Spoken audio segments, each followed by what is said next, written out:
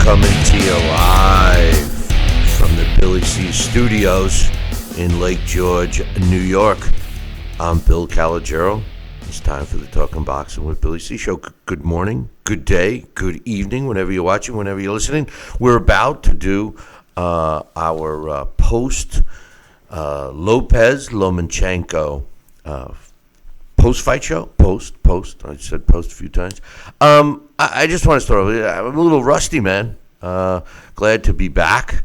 We haven't done a show for a few months due to COVID. Plus, I got to be honest, the other reasons were I've been turned off, man. I've been turned off by what's going on in the world. I've been turned off by what's going on in the sports world.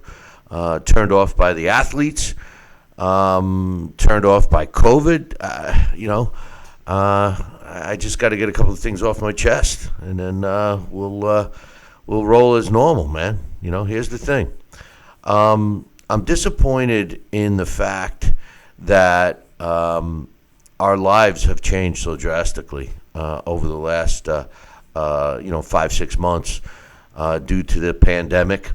I'm not going to sit here and tell you that I believe it's, not true or anything, because, of course, it's true. But what bothers me is the fear that it's generated, and some people in the media and sports have instilled the fear of this on us. And it's almost like people were expected to stay in their houses until this passed, and especially in this sport of boxing, the stronger fighters survive, stronger people survive, and I don't just mean to beat a pandemic. I mean mentally. What message does it send to have us run and hide and wait for everything? I mean, listen, I've said this to anyone that's talked to me about it. If there was a plague outside, and you step 1 foot outside and you take a breath of air and you drop dead, I'd be the first to tell everybody to stay the hell in their house, okay? But with this, it's very, it's depressing, and it's depressing to see everybody with masks, and it's depressing to watch sporting events with no fans, especially the sport of boxing. Let me tell you something. If you've never seen a live boxing event, there's no other sporting event that you can get more out of watching live than professional boxing. With the technology changes and stuff, other sports like football and baseball and hockey to a degree, you can watch on television and see other camera angles and replays and so on and so forth, which enhances the experience of watching it. Boxing, although you can, pause it as well, boxing is a different kind of sport. You got to be there. You got to feel the energy, especially if you're sitting ringside or in the first 10, 12 rows or so. There's nothing like it. And once you see it, you're going to want to see live boxing. A lot of that has to do with the fans, the live fans. Now, I'm not suggesting that sports should just go away until the pandemic is over. But it is very depressing, and for someone like me, it's depressing to watch when I know that there's no fans, that these fighters are performing in front of a skeleton crew, if you will. And make no mistake, the energy that is given by the fans to fighters and other athletes in other sports is genuine. And without it, we're not seeing the best of the best. I'm sorry, we're just not. And one last thing I want to mention, and then we're going to move on. I'm not going to say anything again. There's a lot going on with protests and what have you, and everybody has a right to believe whatever they want politically. But I want to talk specifically about the Black Lives Matter movement. Listen, the initial BLM reasons for coming out, racial and social injustice, I support 100%. I don't believe that there's room in our world today for racism, prejudice, etc. And I believe in my heart and in the world I live in that everyone is equal, no matter what the color of your skin is, your race, your beliefs, politically, anything. However, I can't believe that the original people that were involved with the BLM movement is supportive of some of the other stuff that's going on in that name. In other words, to support and to protest, whether you're going to kneel or whatever, that's neither here nor there. That's up to the individual, in my opinion. But to burn places down and rob, and that just seems to me that there's people that are taking advantage of a situation. And I'm shocked that the leaders of the BLM movement aren't standing up and saying something against that. It bothers me.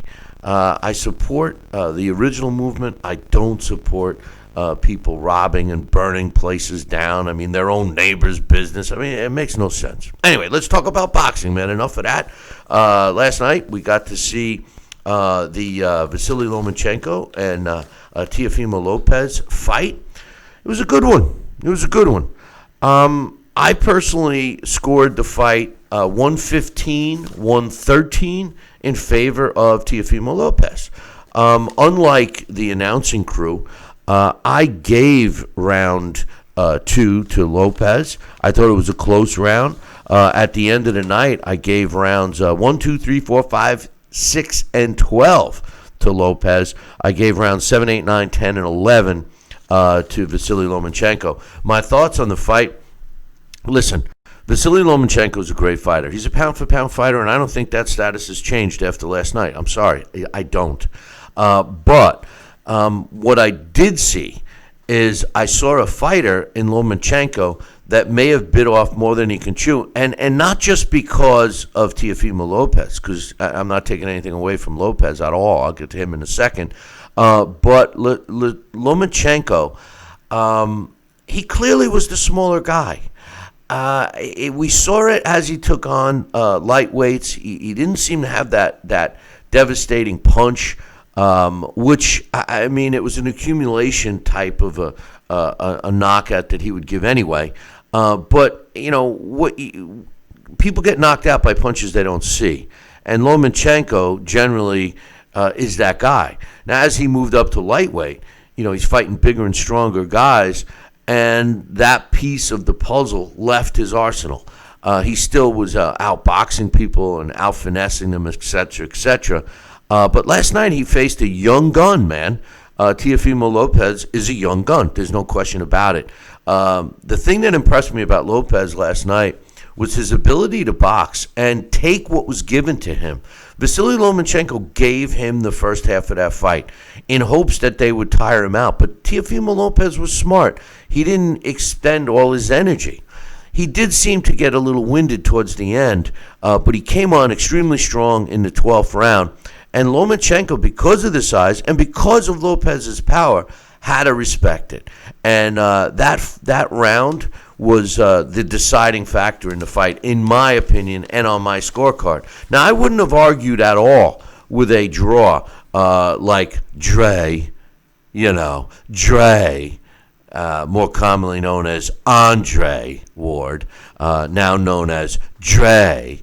He had given the second round to Lomachenko, and I wouldn't have disagreed by seeing that fight end up being 114-114. Like I said, I scored at 115-113 in favor of Lomachenko. In favor of Lopez.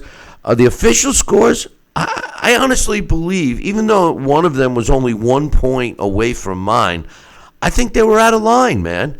116-112, I don't think it was a 116-112 fight. I don't think you can tell me that Lopez won 8 rounds. I'm sorry. I just don't see it.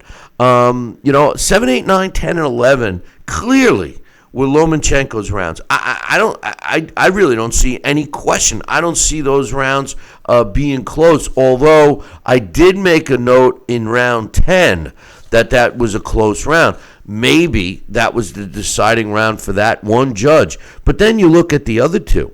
Weisfeld, 117-111, That's a little over the top, but over the top. In other words, giving 11 of 12 rounds, 119, 109. Julie Letterman. I mean, listen, she's either blind or she's on the take.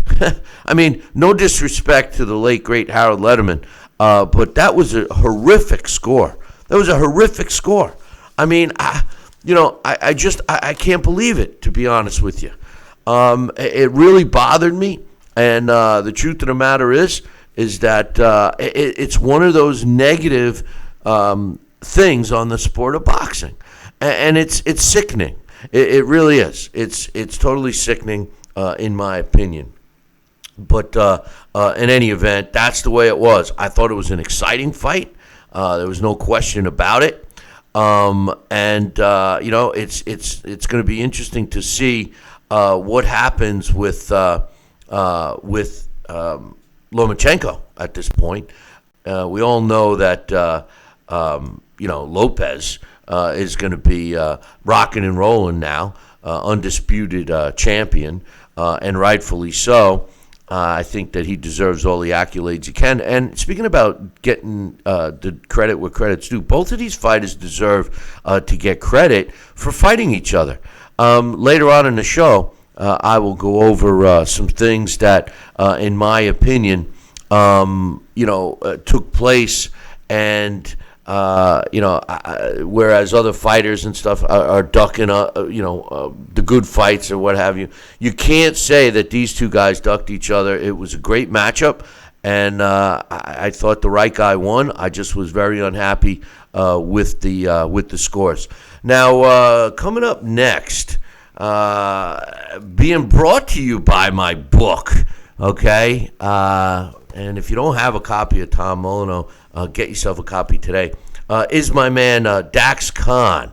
And we'll be with Dax right now. Good morning, Dax. Good morning. How are you? Oh, I'm doing well, man. Great to be back. Great to have you back. And what'd you think of the fight last night, man? I thought it was a good fight, and I was surprised. I think, like most people were, exactly at how good Lopez boxed.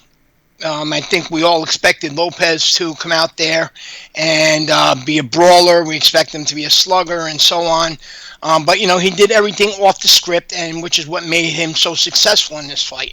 The scores, as you already mentioned, were preposterous. But again, like I said, Lopez really matured in this fight, and he showed a lot of things in this fight that he hadn't shown in recent fights. Yeah, he had patience. And he took advantage of what I said earlier is Lomachenko was giving him those early rounds, and I thought that Lopez was smart to take advantage of it. He won those rounds. I disagreed with the announcing team giving Lomachenko round 2. I thought it was close enough. I wrote notes, during my watching the fight in the scorecard that I thought that round was close. But I still gave that one to Lopez. I ended up scoring. I don't know what your card looked like, Dax, but I ended up giving rounds 1, 2, 3, 4, 5, 6, and 12 to Lopez, and 7, 8, 9, 10, and 11 to Lomachenko. How did your card pan out? I had it much closer than they had it. Actually, my official card was I had 115-1. I had Lopez up by 2 rounds. I had 116-114. 115-113. I'm sorry. Right, that's what I scored. 115-113 for Lopez. You had it for Lopez? Yes, yeah, I had it for Lopez, and that's again mainly just to do with the fact that Lomachenko, he had such a late start.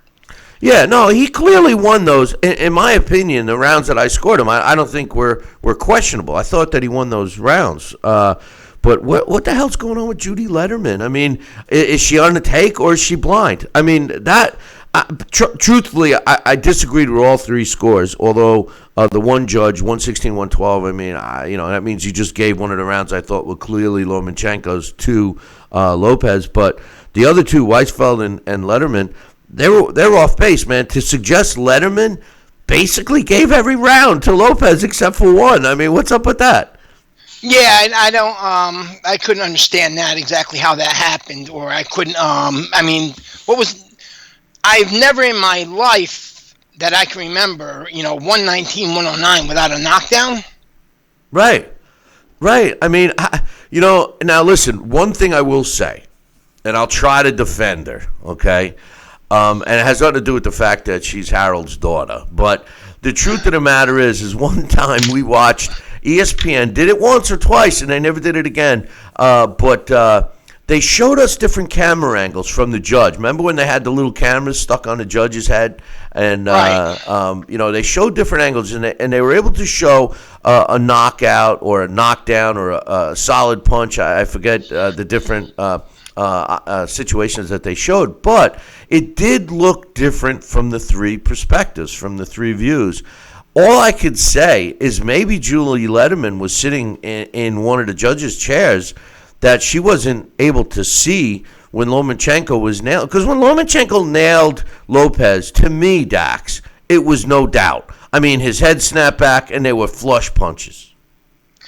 They were flush punches, and at those moments when it happened, you were saying to yourself, okay, Lomachenko is going to turn it up now. And then all of a sudden, he just wasn't throwing any punches, which was very confusing. I don't know for whatever reason that was, but but when he did throw punches, everything he threw, he landed, and he landed cleanly. And everything he landed, despite the fact that 135 isn't his best division. I mean, Lomachenko's never been a one-punch guy in the first place, but everything he landed, when he did land, it did seem to bother Teofimo Lopez. So it's not as though he wasn't being effective with those punches that he was landing. It just wasn't that he was he wasn't being it wasn't the volume of punches that were being that were effective. Just like when the odd part, when it comes to the stats, is when you look at the how those punches were calculated. Lopez certainly beat him in the power department. He landed 148 out of 364, but he only landed 35 jabs out of 295, and definitely Lomachenko landed more body shots, believe it or not. Yeah, well, towards the end he was, but Lopez was landing body shots too that I thought would wear down Lomachenko. He didn't seem to be worn down. I just think that he gave too many rounds away. I think their game plan was to tire Lopez out, and I credit to Team Lopez. They were smart in not taking that bait. They took what was given to them, and I thought that was a great move. Now I can't. You won't see it at this point, but right now up on the screen, and our live audience on Facebook obviously isn't seeing the TV version, but I have the three scorecards. And Julie Letterman basically scored every round except for the 11th in favor of Lopez. Every round except the 11th she gave Lopez. So I thought that was kind of crazy in my opinion. It was kind of crazy, and not that Lomachenko dominated any round at any point in time, but Lomachenko was winning rounds. And again, like I said, I don't know what Lomachenko was waiting for and why he had such a delay before he got started, but when he did get going, he was going and he was being so effective. And, that concerns me about Teofimo Lopez from here on out. And not taking anything away from the win of Teofimo Lopez, but I noticed something that his father was saying in that fight, that he was saying in the when Lomachenko had fought Nakatani, when he was talking about how to jump on Lomachenko, how to try and take him out, and he was saying the same thing about Nakatani. If you remember in that fight, he's saying Nakatani, he's ready to go.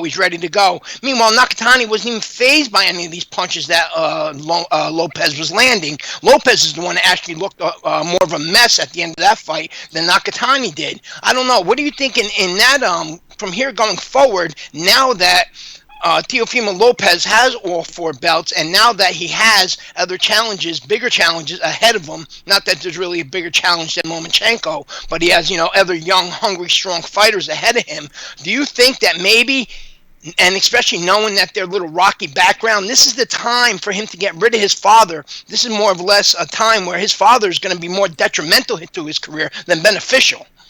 Who, Lopez's father? Yes.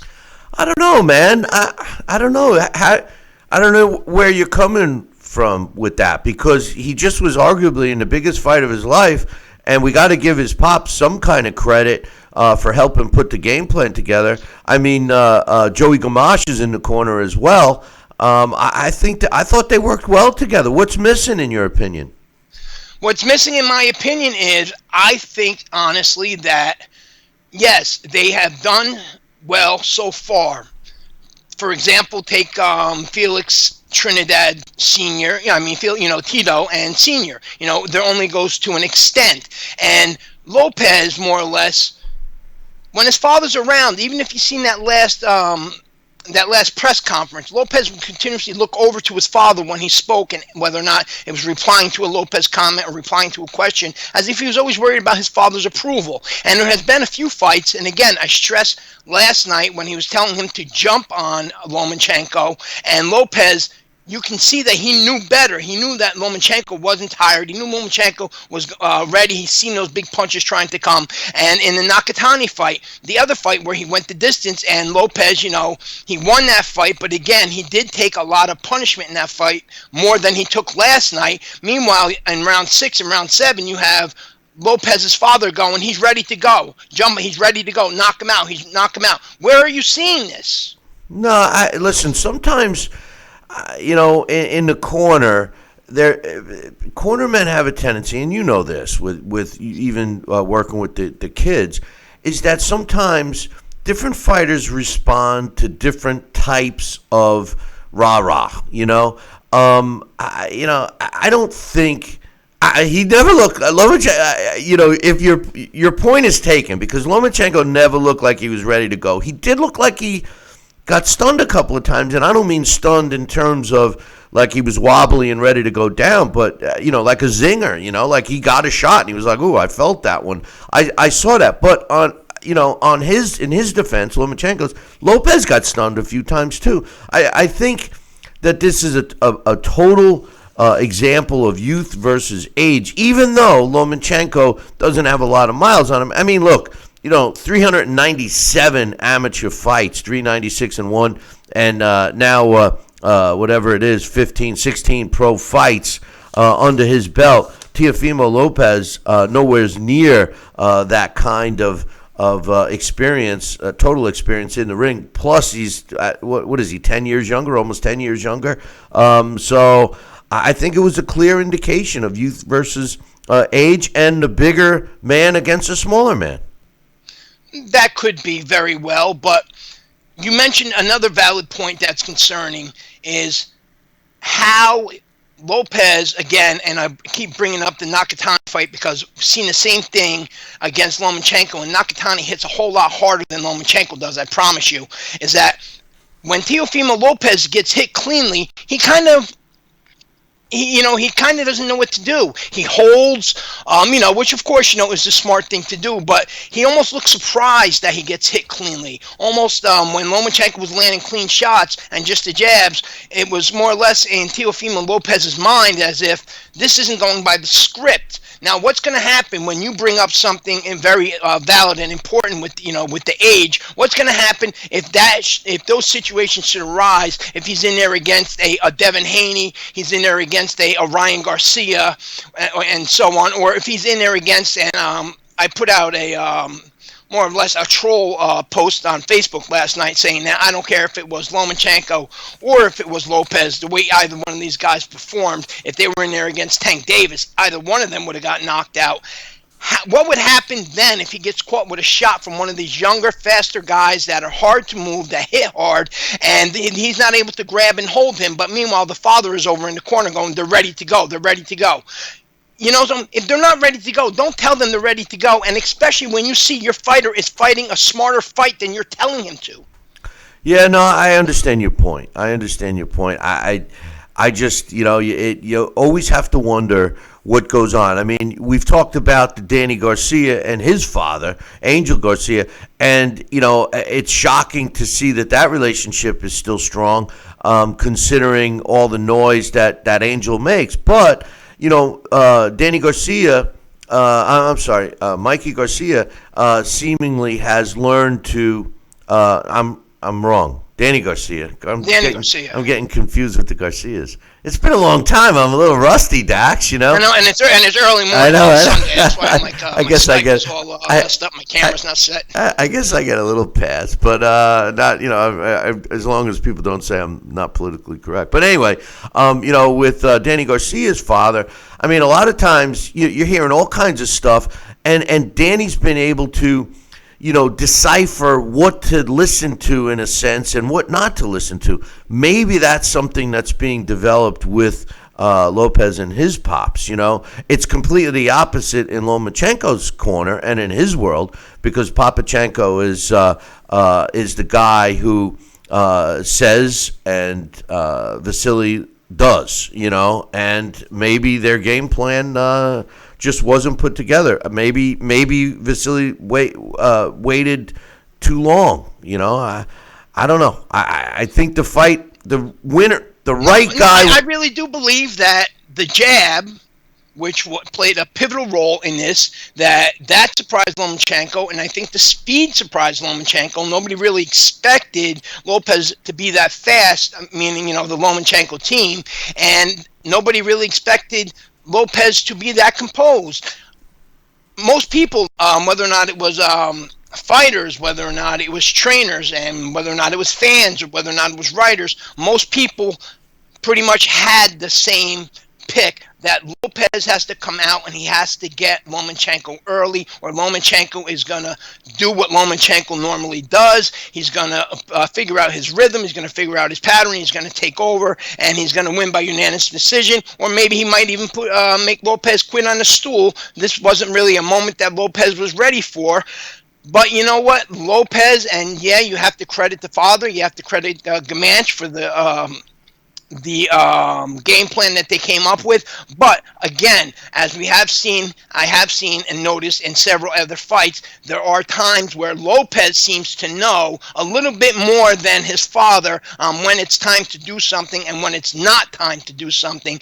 And Lopez has verbally expressed several times that the relationship between his father is kind of rough, and that he wishes sometimes that his father would learn how to just be a dad rather than a coach, and so on and so forth. And I just see it getting worse as time goes on, especially when you look at that last head-to-head meeting that they had, and he kept looking over at his father. What successful father-son duo, or what successful duo that's not a father-son, what successful trainer and fighter duo, not father and son, have you ever seen the fighter keep looking over for approval from the trainer? And you've never seen that from Danny Garcia. Danny Garcia has never looked over to Angel and waiting to see if Angel approves of anything that Danny has said. Well, I don't know, Dax. I think Lopez is young. He's 23 years old. And I think that, the trust he puts in his father, and I think that they discussed what to say, how to say it. This is how we're going to do it, whether it was all his father, whether it was other members of the team. I don't know. But I think that was more of an indication of why he kept looking over at him. Listen, I agree with you. And in a lot of cases, the fighter sees the opponent better than anyone else, even though the trainer sometimes can see things that a fighter can't in terms of openings and what would work, what wouldn't work. We all know that. But at the end of the day, the two guys that are fighting each other see what's going on better. Lopez can see if Lomachenko is truly hurt, or see if he's getting tired, or see that better because he's a couple of feet away. So I don't know. I think time will tell. We're talking about a young fighter who really matured a bit last night, because he was calm, cool, and collective, which we normally don't see with Lopez. He's out there for the kill. And last night, whether it was the respect for Lomachenko or not, he fought a smart fight. And if, as far as Lomachenko, they waited too long. They really did. They waited a little too long to turn up the heat. And I have to give Lopez credit. Listen, I thought Lomachenko was going to win the fight. But I have to give Lopez credit because he was smart and he took what was given and he took advantage of it. And he won the fight. I mean, it wasn't the way the judges saw it as far as I'm concerned. But at the end of the day, I scored it the same as you. 115, 113 for Lopez. He deserved the win. I think, it kind of reminded me at times a little bit of Canelo versus Triple G, where meaning, when you looked at the two fighters, where Triple G was expecting one version of Canelo, but Triple G got a different version of Canelo. And I think that more or less kind of worked out the same with Lomachenko and Lopez. Lomachenko was expecting one version of Lopez, and he got a different version of Lopez. And, just to finish this out on, the father, it does, again, I stress, even if it wasn't a father-son relationship, it cannot work out where you're worrying about pleasing the corner man, pleasing your father, pleasing your trainer, and concentrating on the fight itself. You can't be in a big fight. He couldn't be in there against a Devin Haney. He couldn't be in there against a Tank Davis and have to worry about whether or not he's going to do exactly what his father said, even though he knows it's wrong, because he doesn't want to cause anything later on. Or, he's trying to put some trust into his father because it's his father, and he's agreeing, okay, it's my dad. Maybe he does see something I don't, so I'm going to go and I'm going to do what he says. Because against, again, younger opponents, strong opponents, fast opponents, it can end up disastrous for him. That's just my opinion, from here on out. We'll have to see, time will only tell. But, I do believe for him to go to that next level, he's going to have to get rid of his father. And if you ever notice with Lopez, when Teofimo Lopez acts like Teofimo Lopez acts, he's a total different person. He's likable. He's respectable. When Lopez Sr.'s around, then that's when all of a sudden Teofimo Lopez Jr. is coming out with the insults. He's cursing. He's saying stuff like he wants to kill him in the ring and so on and so forth. So you're obviously seeing that influence on him, and it's for the negative. And they have talked about, and honestly, Teofimo Lopez is going to have to move up in weight very soon, because I don't think he's going to be able to hold this 135-pound weight too much longer, because it's going to drain him. If they don't make some adjustments and they don't bring in somebody else where they teach him on how to react once getting hit, once he gets maybe buzzed a little bit, doing more than just holding, instead of having this look on his face where he's not quite sure on why isn't this going according to the script that I was given. Can you imagine how disastrous that would play out against somebody like a Regis Prograis, a Jose Zapata, Jose Ramirez, or a Josh Taylor? Or especially if they're talking about, and they have mentioned several times, at 147. Can you imagine him going in there and pausing against somebody like a Virgil Ortiz Jr.? I don't know, Dax. It's a tough argument only because he was in there with a pound-for-pound top guy last night. And he did. I see holes, too. I get your point. I see holes. He keeps his hands down. He's not really in defensive mode, and that's youth. His reflexes are at the top of their game, so to speak. And, he was in there with arguably one of the best fighters on the planet, pound for pound. And he came out on top. So I'm not taking anything away from the win. I'm not. I'm talking about the future from here on out. Oh no! Well, what he's going to have to do to be successful. If it was a great win, or even if the rematch, what he may have to do for the rematch. Use a Tyson Fury, for example. Look how well when Tyson Fury fought Deontay Wilder for the first time, and things didn't go according to that script that Deontay Wilder and his team expected. They got the draw. The only time Tyson Fury was really in trouble was that 12th round. And then look what happened when Tyson Fury went and he changed trainers. He got a different corner. He went back over to Kronk. He went with Javon Sugar Hill. And then look at the way he dominated Deontay Wilder and the team had no idea how to respond. Same thing with the team that Lopez has, because Lopez has been so dominant with that power and he has won so well and he has had such highlight reel knockouts. It's almost as if the team themselves, they don't know what to do, and they don't even know how to teach him to adjust, because they're relying on the power almost more than Lopez himself is, which I think Lopez proved last night that he knows he doesn't just have to rely on his power. No, you just made a great point, and I can't argue with you at all. I just think that, now Lopez, although he was, in the spotlight going into this fight, he's really in the spotlight now. And you're right. You're 100% right. It's time to see what kind of adjustments they're going to make. They're going to, if they have the rematch, we're going to see what Lopez comes in. If he has the same game plan, he's not going to win again, because all Lomachenko really has to do is turn on the gas earlier, So like you mentioned, Tyson Fury, should he come with a different game plan and keep Lomachenko? I mean, very rarely do you see Lomachenko as the guy wondering what he has to do. And not so much that he was in that position last night, but what he did do was not enough. It's more what he didn't do. And at the end of the day, although I hear all the complaints and see all the complaints about the scoring, at the end of the day, Team Lomachenko has to look in the mirror and blame it on themselves. And Team Lopez, they get to look in the mirror and say, we followed our game plan and we have all the belts. Absolutely. And I think maybe that Lomachenko gave a little bit too much respect to the power of Lopez. That's always a possibility, because Lopez does have dynamite power. Take nothing away from it, but the most impressive part about last night is Lopez proved he doesn't always have to rely on his power like a lot of these young upcoming guys do. Lopez has a plan B. But, for Lopez to get to that next level in terms of when he moves up in weight and when he's going against guys that are his age, guys that have a plan A and a plan B, guys that are just as relentless, if not more relentless than what he is, you know what? He's going to have somebody in there to give him a plan C. Good point. And, my mistake on the stats before, but I believe, it was, even though Lopez threw a lot more, and I thought the jab was the big difference maker, but according to stats, he actually landed less jabs than Lomachenko, even though he landed more body shots than Lomachenko, because he threw twice as many. Did it seem like that to you, or no?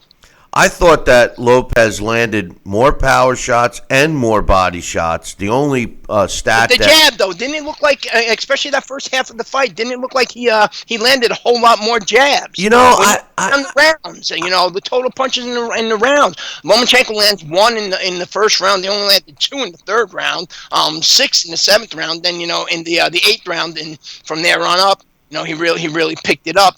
But again, so I don't know if. Like you were stating before, it's a valid point. Sometimes they can see something at their angle that we can't. But in terms of judges, you mentioned Judy Letterman and that nonsense. I don't know. They didn't show it here, but earlier on in the evening, there was that Rich and Vasquez fight over in the UK, and they actually had a judge that was caught on Sky TV playing on his phone, whether or not he was texting, whether or not he was watching a video or something like that. So this is what happens in boxing, and I think the boxing overall, going by that fight and going by the Judy Letterman, going by the Adelaide Bird scorecards that always seem to be horribly wrong. Not Judy Letterman so much, but Adelaide Bird. I think some serious adjustments need to be made here. With these judges, I think, it's time to not only as we're bringing a new generation of young fighters to take over a new era, I think it might be time to bring in a new generation of judges. Yep, judges, referees, the whole kit and caboodle. Dax, great points, and welcome back. And I look forward to next time, my man. Yes, it was great to be back, and like you said, was not expected for today. The time didn't have everything all set up like we usually do, so next time we come back, things will be better. So, well, you know what? Again, I'm working on some other things in response to the email that we had, the group email we had the other day. So I'll talk to you about that later in the week. All right, everybody, and enjoy your day. And again, congrats to Lopez. He certainly earned that win, and I'm excited to see him against one of the other top names in the division, because he is certainly, going to be one of those guys we're going to be talking about a lot in the future. No doubt. I'll talk to you soon, Dax. That's Dax Khan. And you can check out his column up on BillyCBoxing.com, and hopefully you guys have been visiting the website. I also don't want you to forget about Kenny Bears. Southern Gourmet Spice. Check it out, southerngourmetspice.com. Kenny Bears. You know, the two newest products that Kenny Bears has, or I should say Southern Gourmet Spice has, is their seasoned salt and their Cajun seasoning. I love these two. My man Kenny, I got to order some more, man, because I'm out of the general all-purpose salt, which is fantastic. I put it on everything. And that Cajun stuff, he waited. The Kenny Bears, the original Kenny Bears, is great. I mean, everybody that uses it, I don't know what he puts in it, but it's addictive, okay? And I put it in everything. I'm talking everything. I use it to cook. If I'm making a soup, I put it in there. But the new product, the Cajun spice and the seasoned salt, they're great, man. If you haven't gotten yourself a bottle of each, what the hell are you waiting for? Just go to southerngourmetspice.com. Make sure you tell them Billy C sent you for that, because you won't regret it. I promise. Hey, if you regret it and you don't think it's the best, email me, and I'll cover your cost. How about that? Just email me. If you buy it and prove that you got it and you don't like it, drop me an email, billy@talkinboxing, TalkinBoxing.com. I see what Dax is saying a little bit. I kind of am trying to look at it in a different way, and what I mean by that is I'm trying to see now, what the deal is with Teofimo Lopez. Are they improving?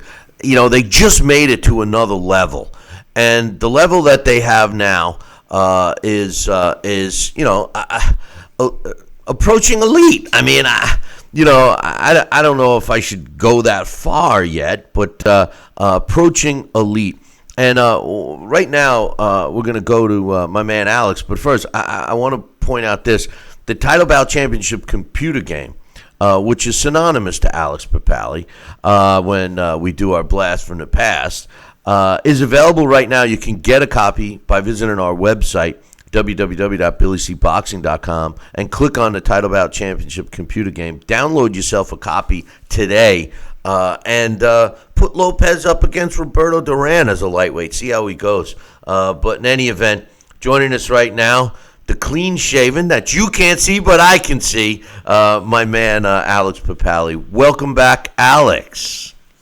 Welcome back, Billy C. Good morning to you. How are you? I'm doing well. You're looking great, my man. I gotta tell you, you keep up the good work, because you're almost unrecognizable. I kind of liked you with the Billy C look when you had the mustache and stuff. But anyway, Vasyl Lomachenko falls to Teofimo Lopez last night in what I thought was a very entertaining fight. I scored the fight. I don't know if you heard earlier, but I scored the fight 115-113 in favor of Lopez. I actually gave Teofimo Lopez rounds 1 through 6 and the 12th round, but I gave Lomachenko 7, 8, 9, 10, and 11. I just felt Lomachenko waited a little too long to open up the floodgates, and I thought the right man won. I agree with you. The right man definitely won, and I thought it was decisive, or at least as I thought the fight was sort of on the table in the 12th round, and Lopez won that 12th resoundingly. Did that surprise you? Did that surprise you that Lomachenko let that happen? Well, I think that he, I don't know. I think it was Lopez's night, no doubt about it. And I think that, I'm not. I think he tried to surge. That's for sure.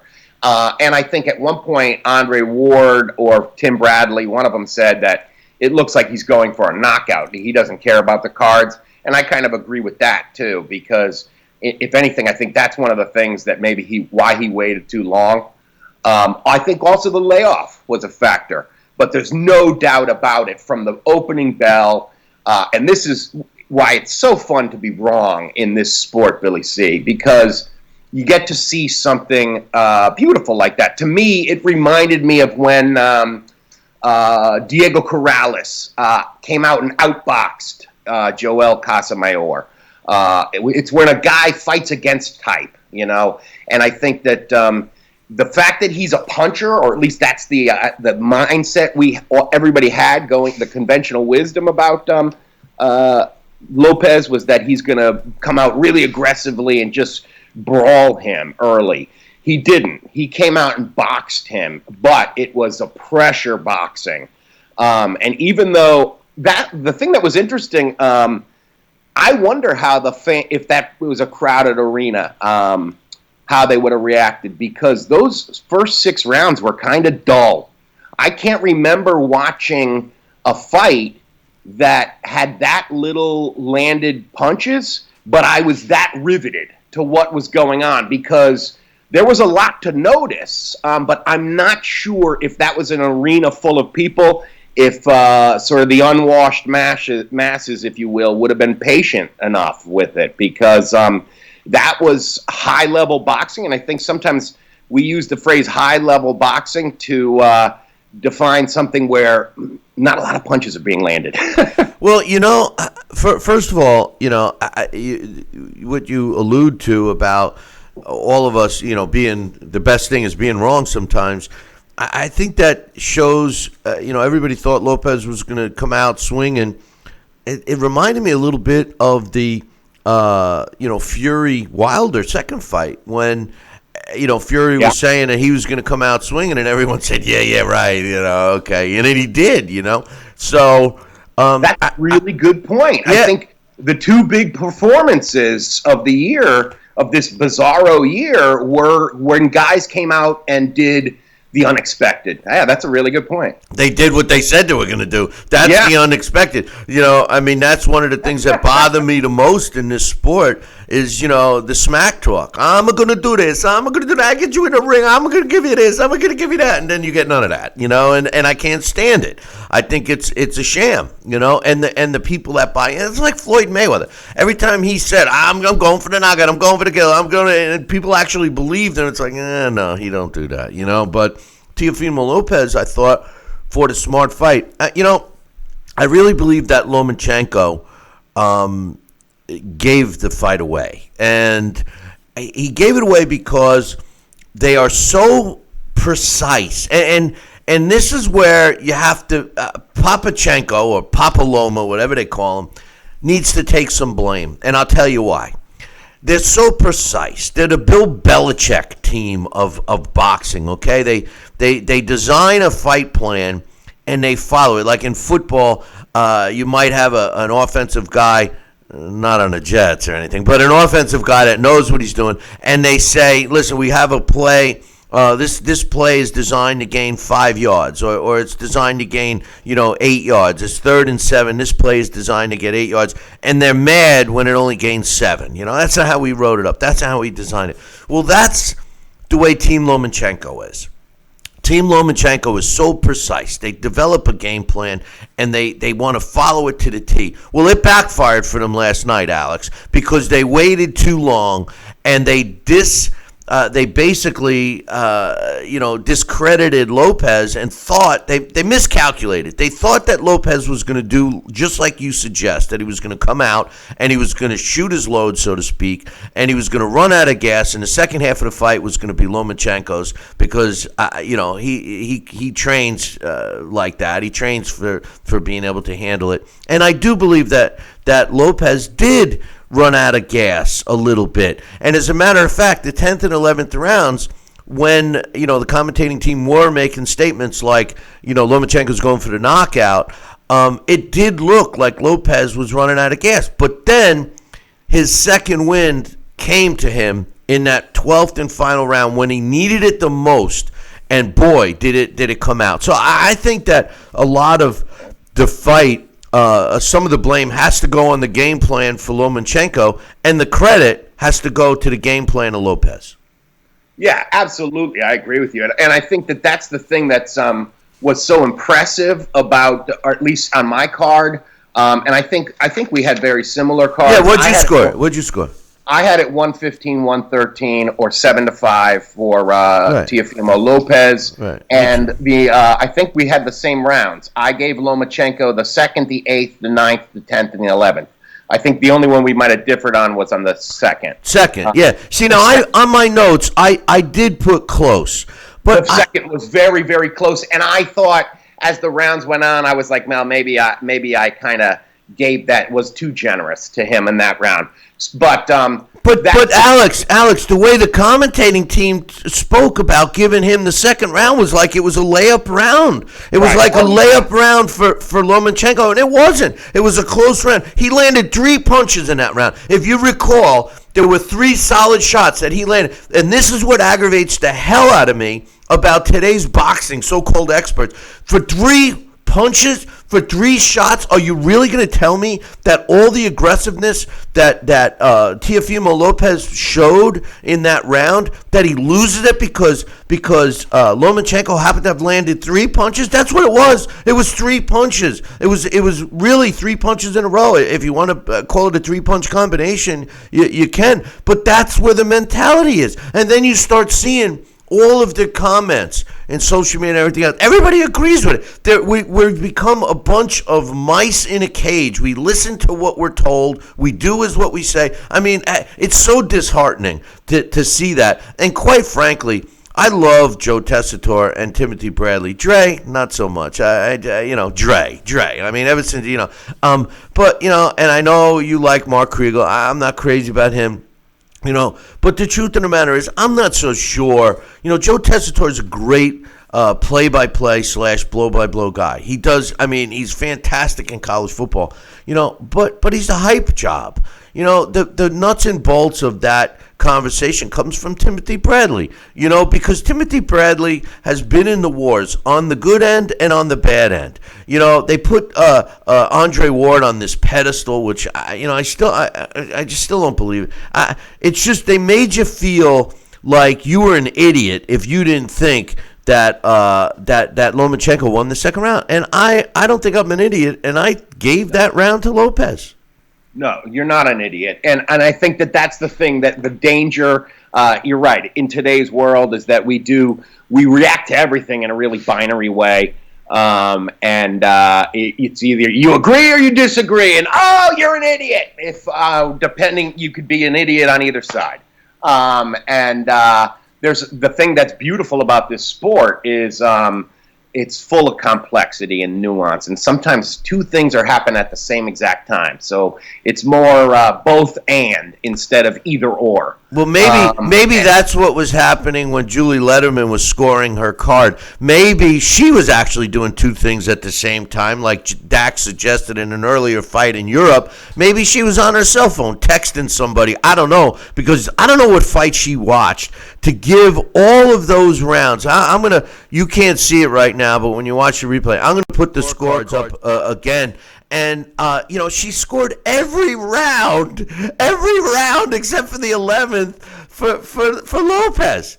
Yeah. That's Julie Lederman. That's ridiculous. To me, it didn't look like an 11-1 fight at all. The only thing I would say, and not so much to defend her, but I think to me it wasn't remembering what her dad was like, and I don't mean to say that she's just like her dad, but her father, he always used to talk about how, the 5 points of scoring a fight, but that the emphasis needs to be on clean, effective punching. And if you do look at the punch stat, Lopez outlanded him in quite a few rounds. Now, granted, there's like the rounds where he was surging. Yeah, I don't know how she didn't see that.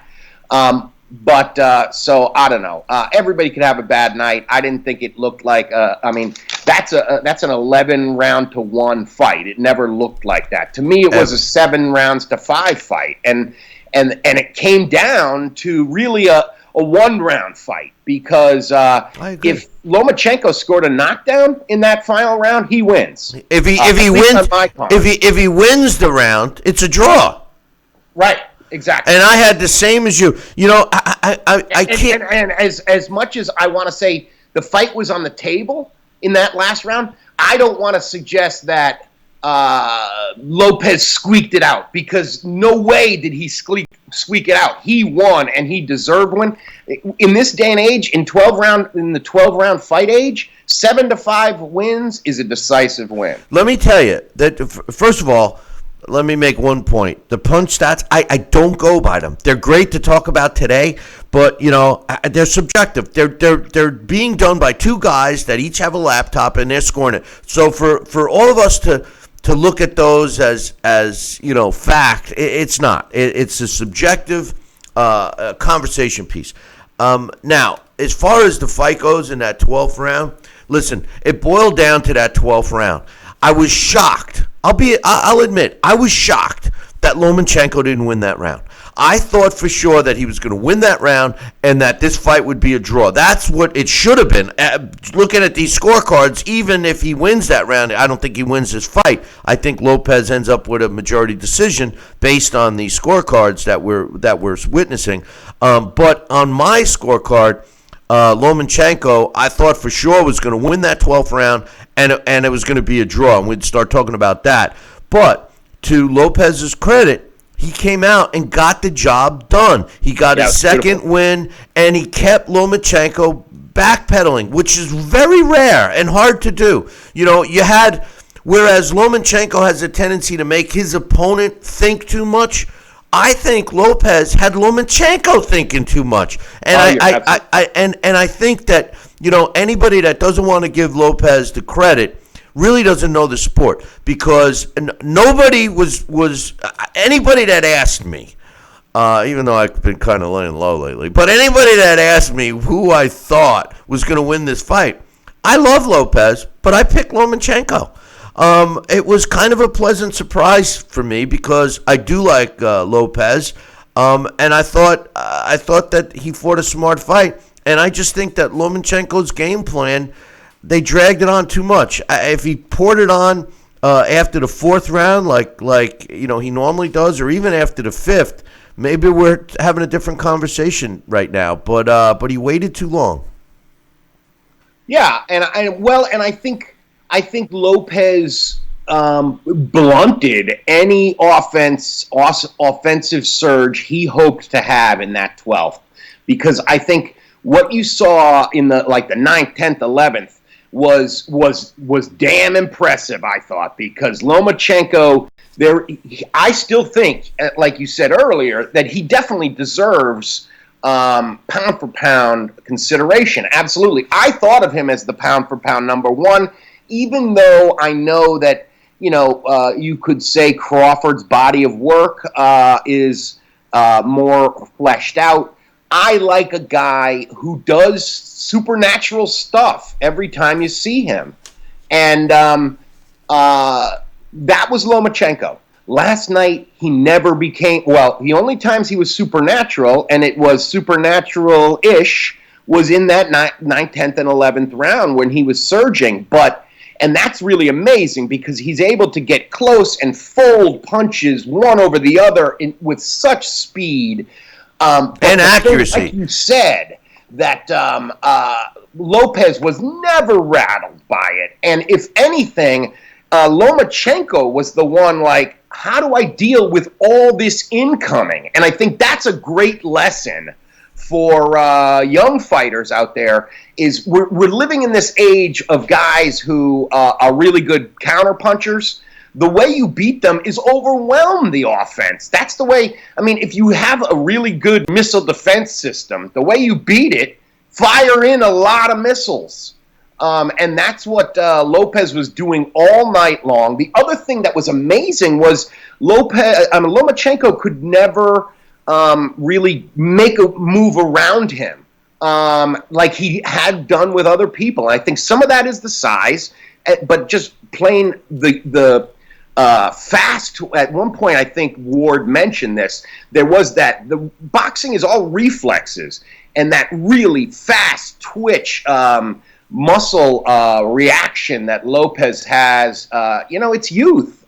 This is a young man, a young woman's game, and we saw that last night. I don't know. I would love to see a rematch. I thought the interviews afterwards were interesting, and I think, like Dax said, Lopez, it was a really feel-good interview. He was grateful. As much as there was trash talk from him, and I think that can turn off some people, he was completely gracious, and it did seem like maybe that was part of the hyping of the fight.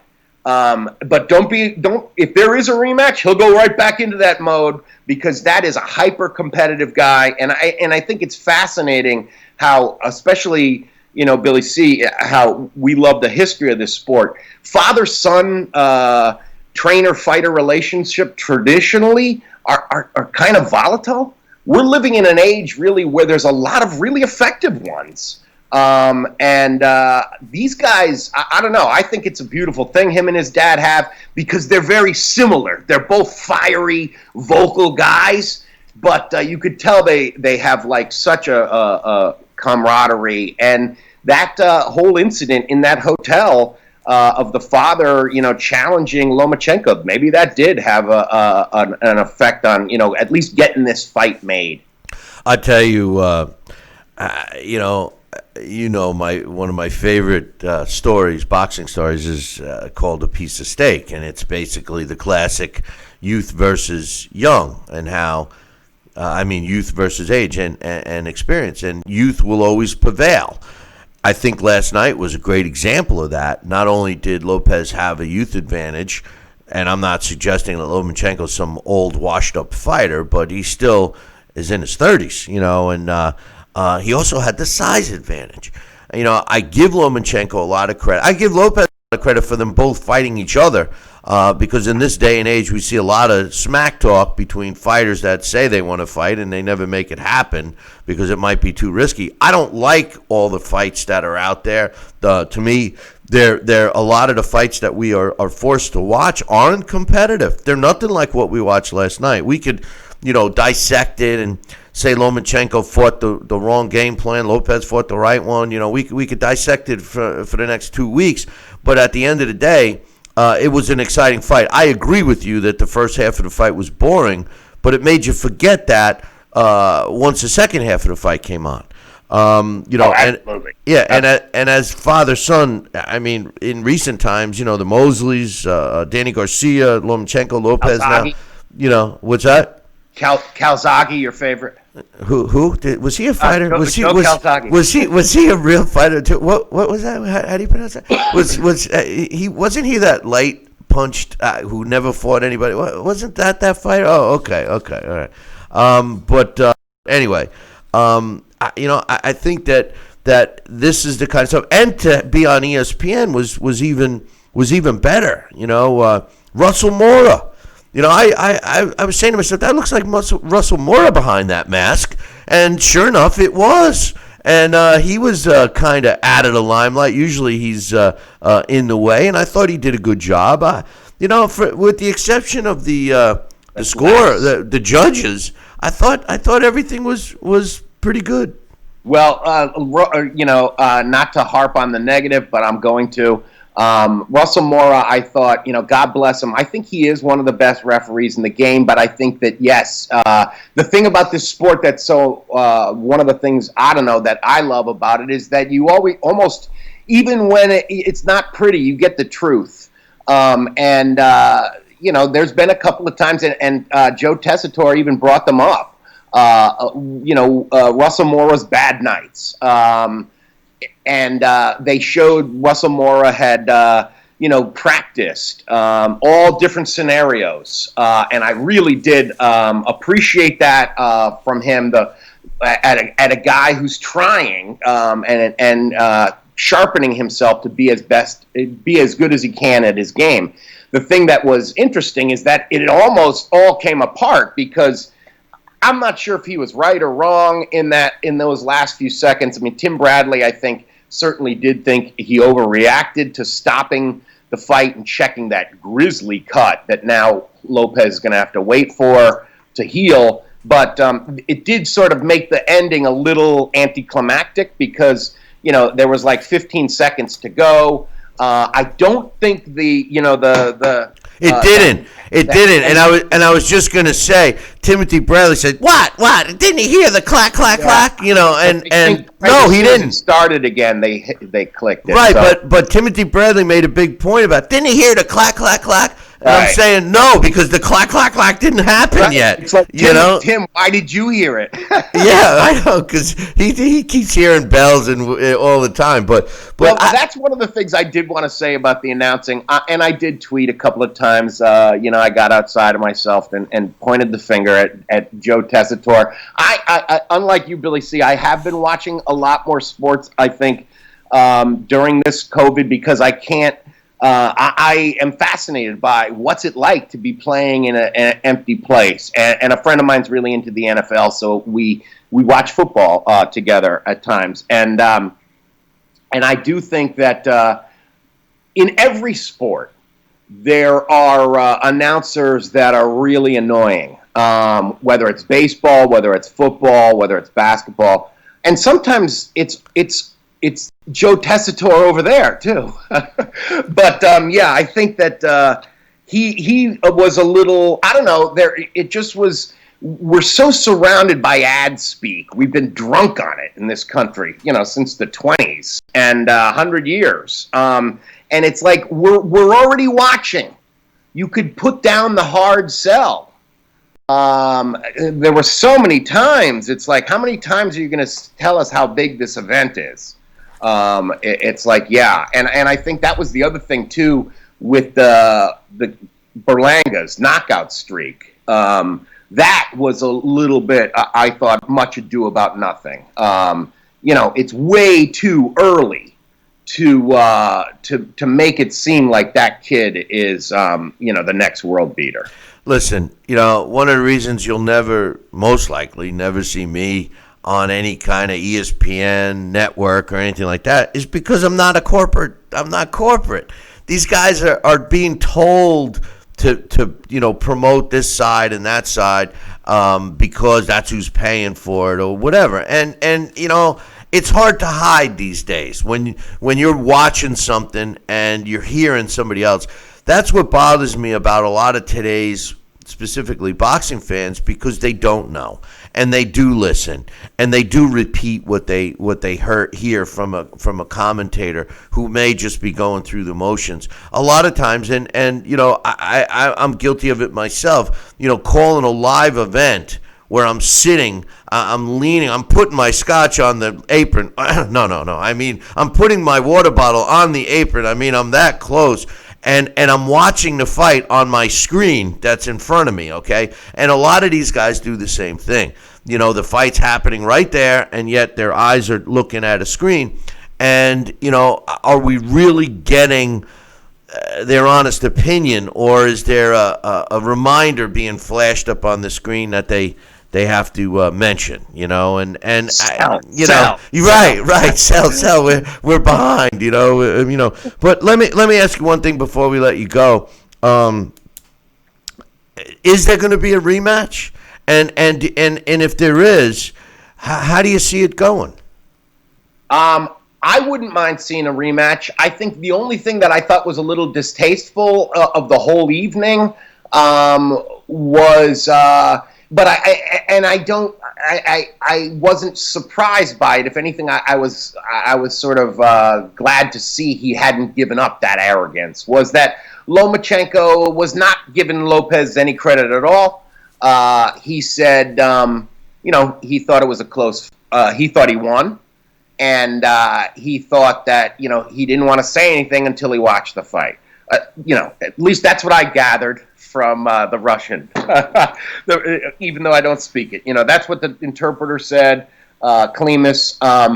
I do think that a rematch would be interesting because I do see it possibly going differently because Lomachenko, the layoff, I think, did affect him. And because this was so close, you think, well, maybe it could be very different. However, that was the case, like you said, like you brought up earlier, that was the case with Tyson Fury and Deontay Wilder. And I think one of the things that happens a lot in rematches, the guy that won the first time wins more convincingly the second. And I think, if anything, now Teofimo Lopez's confidence is soaring. I think that was the thing that was most palpable in the interview that Lomachenko did, was that he felt this loss a lot more than the Salido loss. I think that there was an arrogance. There is an arrogance to Lomachenko. If you're a great fighter, I think that kind of goes with the package. I'm okay with that. And I think when that happens, when that's cracked, sometimes that's like Humpty Dumpty, and these guys don't get it back together. I think we will see him back, but I don't know if we get a rematch. I think, like Dax said, there's a lot of things that Lopez is a big guy, and he's young. He can grow easily into 140, I think, and as we saw, there's a lot that could happen at 140, even if you don't mention those top three guys Taylor Ramirez and Prograis. The Zepeda Baranchek, we could do a show about that fight, Billy C. The thing is I hope, I don't know if I want a rematch or not. Initially I'd say, I hope there's a rematch. But, I think the size and the youth, like Jack London's piece of steak, made a big difference. And in a rematch, I mean, truthfully, I can only see one of two things happening. Either Lomachenko steps on the gas earlier and wins a decision, or he steps on the gas earlier and Lopez catches him and stops him. I don't know if Lomachenko, I feel that he stunned Lopez a couple of times, but not enough to where he was hurt. Same thing with Lopez and Lomachenko. But I think that the only reason why he didn't get seriously hurt, and that is Lomachenko, is because of his footwork. He's moving out slightly, and Lopez caught him, but just not quite flush enough. Now, maybe another fight, another 6 months, another year down the road, maybe that movement slows down just a smidgen, and Lopez catches him. If I'm Team Lomachenko, I use this as a wake-up call, and I say to myself, if I continue in my career, which I think they will, I'm in the wrong weight class. He needs to go back down. He's lost his power in this weight class. Lightweight 135 is too big for him. Junior lightweight, if he wants to go 130 or back to 126, maybe that's a smarter move for him. He's at an age where I think that he can get back to the weight without a problem. And I agree with you. Lopez is only going to be able to move up in weight, and he's a big guy. He's got the height. He's got the build. And like Dax suggested, he does need to tighten up his game a little bit, maybe defense, because as he gets older, those reflexes are going to slow just a little bit, and that's when he'll get caught. But you know what? I like both fighters, and I wish them both well. But in my opinion, the right man won. I had the same score as you, relatively the same rounds as you, but again, a unanimous decision. 115, 113 is the score. Even though just because I scored it that way and you scored it that way and even Dax scored it that way, that doesn't mean it's 100%. But in this case, I do think that was the score. Yeah. I do think that sometimes you do have a fight that comes down to the last round. And I think last night that's what we saw. Now, the official judges, that was not the case. They all thought Lopez had already won it because I don't think the fight was, even the 116, 112 is a wide enough margin, right? Yeah, that's 8 rounds to 4. So, we saw it a little closer than the officials. I think that one of the things also I will mention is that early in the evening when they kept showing, when they were talking and they showed, clips from the locker room, and Lopez's young wife was there with him, and it was this cute little moment where Lopez was so relaxed. He was like singing and dancing, and I don't know if they must have had us. You weren't getting sound from the dressing room. You were hearing the commentators, so they must have had music playing, and Lopez starts dancing, and then she starts dancing, and then she caught herself on the monitor and got really embarrassed.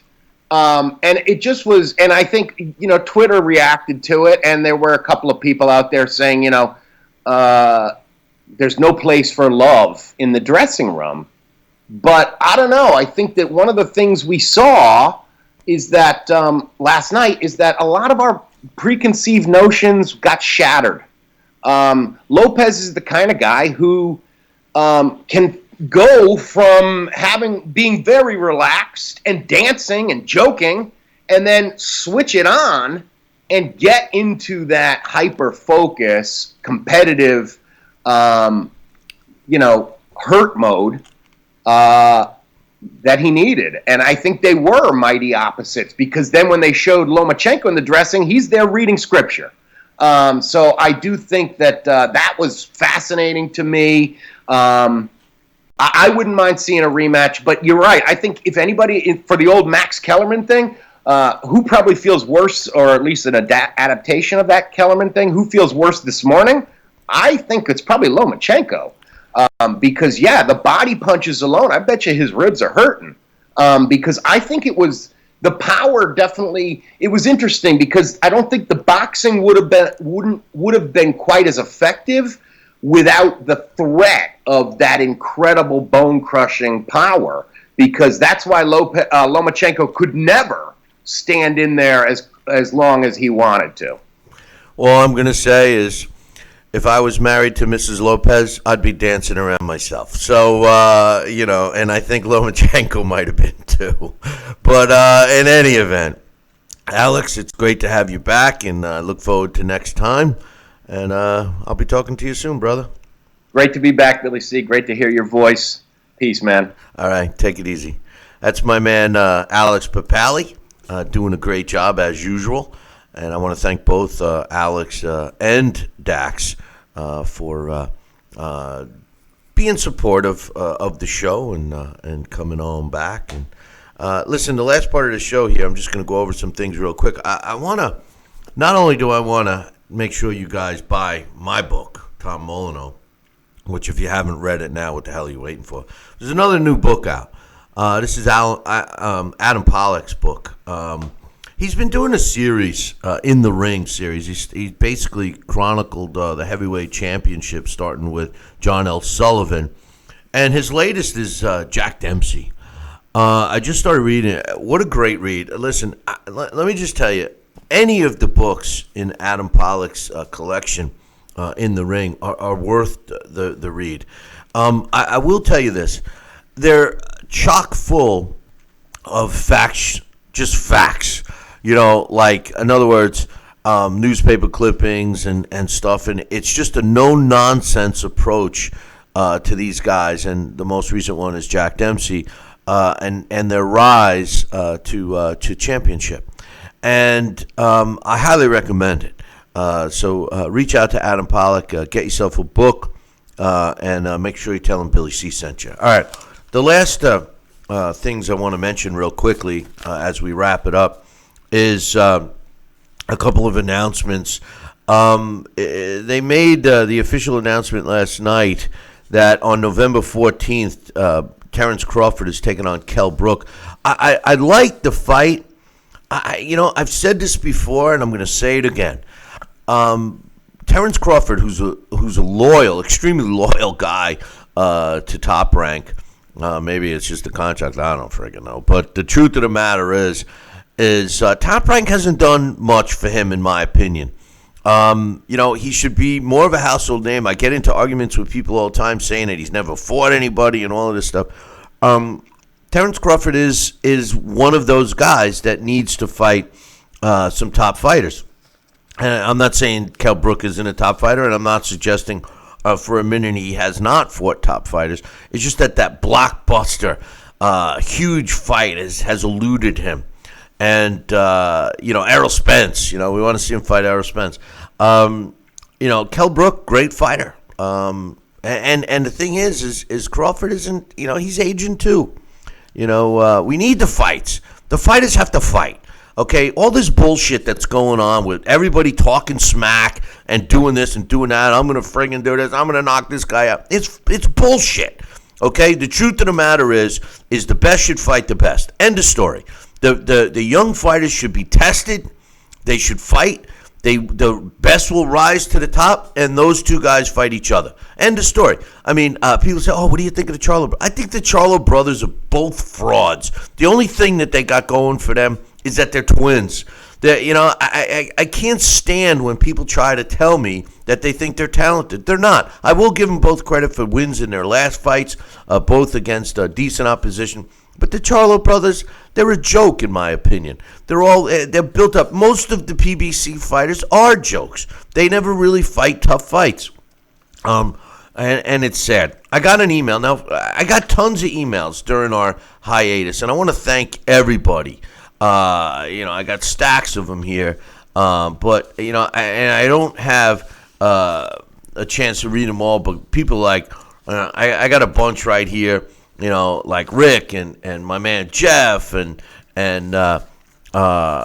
got Joe and Matt and Benjamin and Alex and James and Alexander and Joseph and Jeffrey and who's this other one? George. I mean, all these guys, and these are just the ones that we got in the last week. Thank you for all of the emails, asking us when we're going to come back and telling me how much they missed the show and all of these things. I had a hard time. I feel great doing the show. I had a hard time coming back. I explained the reasons at the beginning of this show. And hopefully we can move forward and continue on. I will tell you this, there has been a couple of changes with the show. We are still available on YouTube. We are still available through Facebook. And most importantly, we're available through podcast. I'm taking a back step. We still have television networks we're on, so we're cool there. Radio stations, I still have several that were on, but I broke a lot of the contracts. I walked away. We were on 33. Actually, we were down to 28. But we're not on the radio dial as much because we don't need to be. So I'm always open for your suggestion. I'm always open for emails. Feel free to drop me an email, Billy@TalkinBoxing, TalkinBoxing.com. I got one last night from my man Jeff from Bethlehem, Pennsylvania. He says, Billy, firstly, Lopez won and performed very well. The scores were ridiculous, but the right fighter won. I agree with Jeff 100% there. He says, Lomachenko waited too long, but it was the plan to take the fight into the later rounds. He lost those rounds, but Lopez wasn't exactly landing at a high rate either. He wasn't, but he was doing enough to win those early rounds. And Lomachenko, they waited too long. They underestimated Lopez. That's what I've been saying all morning long. He says Lopez says after the fight that he let Lomachenko come in. No way. No way. He says Loma began to find his range and connected with far better shots than Lopez had in the early rounds. The other thing I noticed about what the reactions of Lopez after Lomachenko was landing the punches is it kind of froze him a bit. When Lomachenko was letting his hands go, Lopez really wasn't firing back, not until he took control of that 12th round. He tried to open up and fight back, but the speed and accuracy of Lomachenko kept him in check. I just believe Lomachenko should have turned that on sooner, and maybe we have a different result. He says, and I believe round 9 or 10, Lopez was buzzed but weathered the storm. The clincher was round 12. He fought back hard, and Buzz Lomachenko both had some great shots. There was a round And I do think that you're right, Jeff. It was round 9 or 10. I can't remember either, where Lopez was buzzed. He held on. As a matter of fact, Russell Mora had to separate them, and he held on long enough to survive that round. As a matter of fact, he got his second wind. Dax was saying that he's got to learn more than just to hold on, but it was very effective against Lomachenko. So I agree with you there. He said the headbutt claim is total bull. Heads clashed, but both fighters were coming in. I agree. Never once did it look like Lomachenko purposely was heading. I mean, who wants to purposely headbutt you unless you're Bernard Hopkins? But he says Lomachenko lost fair and square, but this was Lopez's toughest battle, and he was much bigger than Lomo at 135. I agree. He says for the second half, I still can't stand Lopez's father. Be honest, ended up a tough fight for both. You and Dax agree, so thanks for the email, and please keep them coming, everybody. Couple of things. Tyson Fury, Deontay Wilder, the third fight, according to Bob Arum, it will not be taking place December 19th, so we'll see what's going on with that. There's some football games they're conflicting with. Team Wilder has stated that they're training and that they're ready. They'll fight him anywhere, anytime. I don't know. And then to suggest back in the middle of this month, Floyd Mayweather says, the only way he's going to win is if I train him. He says, I need to teach Wilder how to win again. He also said Tyson Fury's solid. He's got skills. He goes, but Deontay Wilder's got bombs. We can make him better. I'm here to help fighters, even a guy like Wilder. I'm here. All he's got to do is let me know, and he wants that. You know what? Who cares about Mayweather? His time has come, and at the end of the day, his spot in history, I don't care if he gets into the Hall of Fame or not, people are going to expose him for what he was, a ducker. Mike Tyson, Roy Jones Jr., that fight is still on target. Now it's November 28th. AJ, Anthony Joshua, Kubrat Pulev.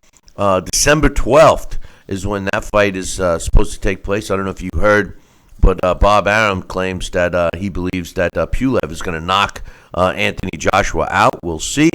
The Errol Spence-Danny Garcia fight has been moved back to December 5th.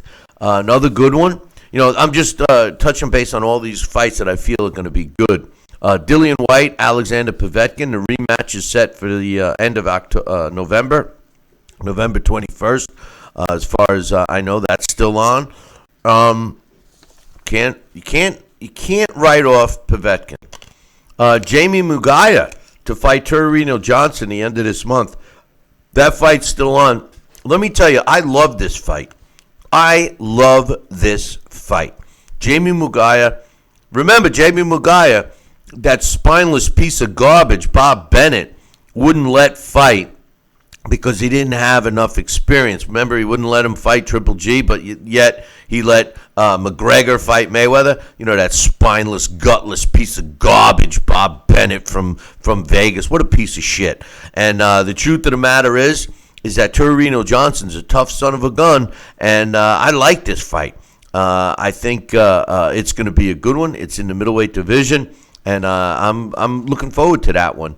Chisora taking on Usyk at the end of October as well, and a couple other fights. Inoue is the Monster is taking on Jason Maloney. That's taking place October 31st, and on the same day, Tank Davis is taking on Leo Santa Cruz.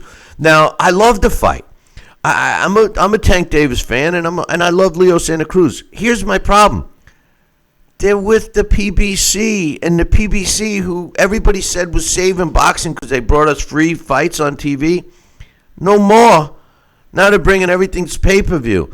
How do you think that that's going to compare against the Inoue fight and some other fights I just mentioned that were on October 31st on easy-to-get networks versus a pay-per-view for Tank Davis, Leo Santa Cruz? Greed is a factor. Everybody thought that Al Heyman was going to save everything, right? He's going to save the sport. He's going to help us. He's going to do this. He's going to do that. He didn't do none of that. All right, he's in it for himself. Anybody that thought that he was in it just for the sport of boxing and the fighters, because that's what the people used to tell me, and I'm like, yeah, right. Guy's in it to make money. He wouldn't be doing it if he wasn't in for money. So, anyway, in closing, don't forget about my book. Get yourself a copy right now. You can get it on Amazon or just click the book logo up on our website, Billy C. Boxing. Southern Gourmet Spice. Check it out, southerngourmetspice.com. Get yourself a bottle of each right now. And the Title Bout Championship computer game. And don't forget about Adam Pollock's new book about Jack Dempsey. Listen, it was great coming back. I hope you guys enjoyed the show. I know we were a little rusty, but it's been almost 5 months, I think. The whole COVID thing kept us down, or kept me down mentally. Just got pissed off at the way the world has changed. But it is what it is, and I hope to be back soon. We are returning with post-fight shows on the bigger fights. And don't forget, if you have any questions, comments, concerns, feel free to drop me an email, billy@talkinboxing, TALKINBOXING.com, and I will certainly read your comment or concern on air, unless you don't want me to. If you're just asking for my opinion on something and you don't want it read on air and you just want to get it through email, feel free and I'll do it. Hey, listen, special thanks to Alex and Dax for joining us today and every time, since they're part of the team. But in any event, just want to say glad to be back, and don't forget, tune in next time. Same bat time, same bat channel. Until then, ciao, baby.